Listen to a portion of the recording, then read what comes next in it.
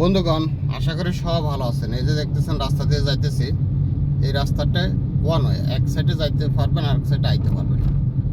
তবে এই রাস্তা দিয়ে যাইতেছেন তিনটা গাড়ি একটা টাইম চলতে পারে। এই যে দেখেন রাস্তার মাঝখানে আপনার বিট মারা আছে, এটা বলতেছে আপনি কোনো অবস্থাতেই এই সাইড থেকে ওই সাইডে যাইতে পারবেন না।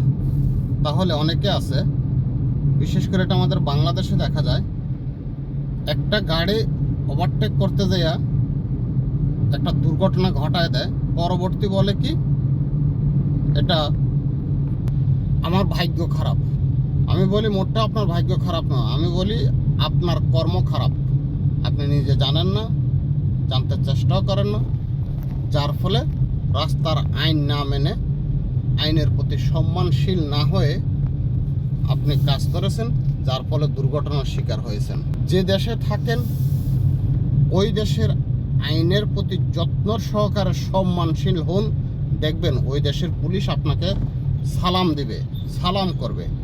কারণ পুলিশের রেকর্ডে আপনি একজন ভালো মানুষ, সম্মানী মানুষ, সুতরাং আপনার প্রাপ্য সম্মান আপনাকে দিবেই, এটাই সঠিক। পুলিশকে আপনি স্যার বলতে হবে না, পুলিশ আপনাকে স্যার বলবে, কারণ আপনাকে নয়, আপনার কর্মকে পুলিশের সম্মান করবে। তাই বলি দেশ ও প্রবাসের ড্রাইভারদেরকে বিশেষ করে আগে রাস্তার ভাষা বুঝুন, পরে নিরাপদে ড্রাইভিং করুন। ভাগ্য আল্লাহ দিয়ে রাখছে,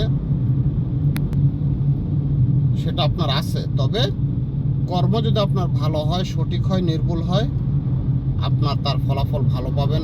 এই কথাটাই বুঝাইতে চাইছি। আল্লাহ হাফেজ।